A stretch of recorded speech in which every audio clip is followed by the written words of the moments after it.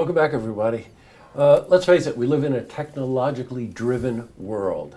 But it's not technology that should actually be driving us. It's the interface between what technology does and how that affects what we do every day in our daily lives. It could be personal, or it could be business, it could be professional. And joining me today is our Finance Commissioner, Michelle Madigan, and Mike Walsh, who is the President and CEO of a company, NYSTEC. We'll tell you what that means in a second. First, welcome, both of you. Thank you, Jesse. Very nice to have you. Yeah, nice to have you back, Michelle. Glad to be here. Nice, Mike. Hey, with that kind of an opening, let's face it, we do live in a technological world. But sometime before February 2016, you were thinking about something. What were you thinking about? I've been thinking about this whole concept of what it means to be a smart city, a smart community, a smart region, a smart state.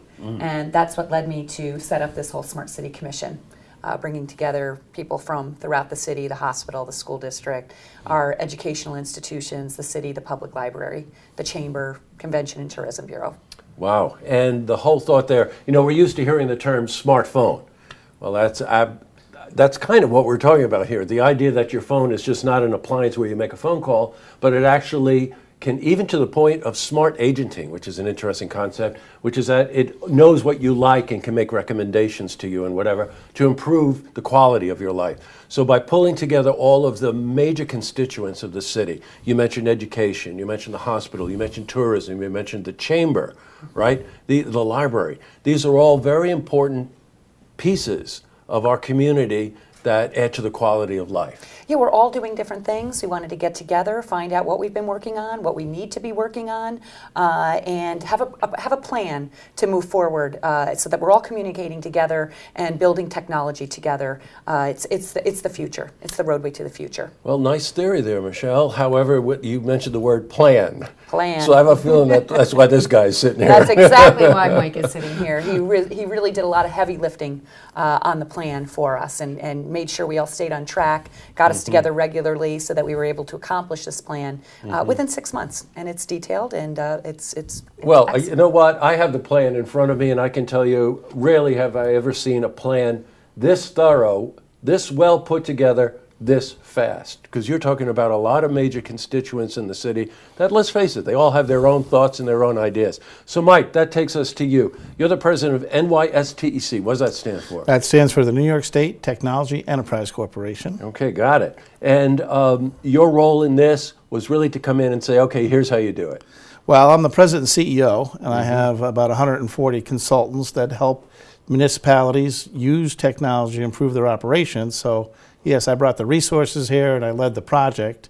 But as an independent, not-for-profit company, so we're a technology company, but we're also a not-for-profit, we wanted to contribute to the community by helping them facilitate really a technology-enabling plan that would allow them to, better everyone's lives through technology. I got it. All right. You know, whenever you put a plan like this together, it has to make sense functionally, and we'll talk about that in a second. But what was your impression of Saratoga when you and Michelle started talking about this and putting this commission together? Well, I guess my first impression was the commissioners that we worked with. Yes. We had CTOs, we had CIOs, we had leaders in the community, and they came to every commission meeting. Right. They participated actively. So to me, that was a great benefit and a bit of a surprise, because sometimes people sign up for things, but everybody was engaged and everybody contributed.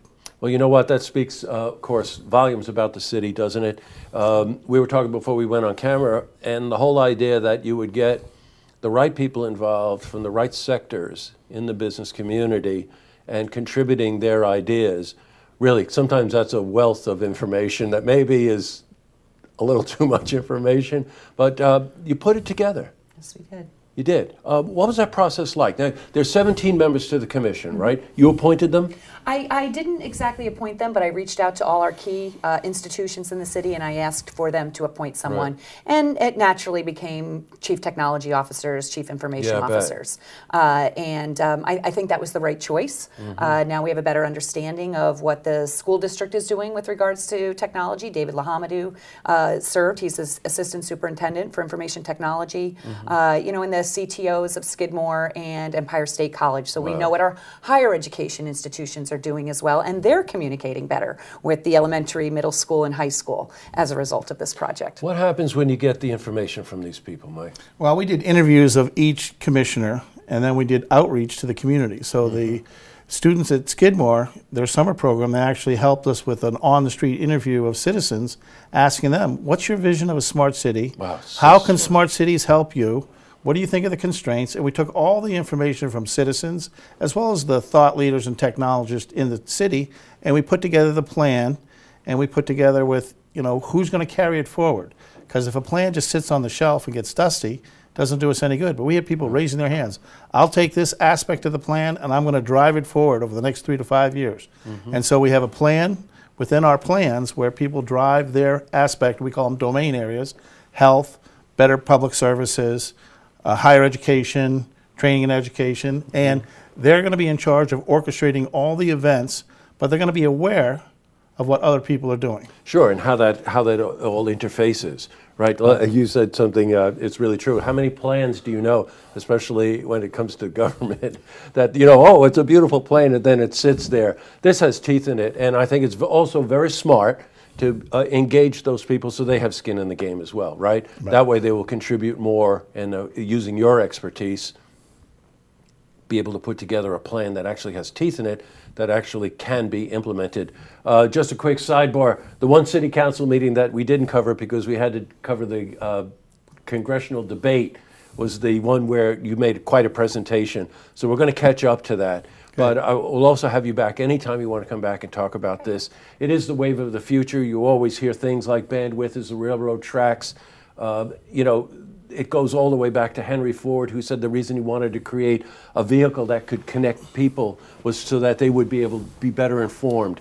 And that's really what we're talking about here. So I really want to commend you both. This is fabulous. I know Michelle, when we first met, she talked about it being a utility. Maybe you can talk a little bit about that, Michelle.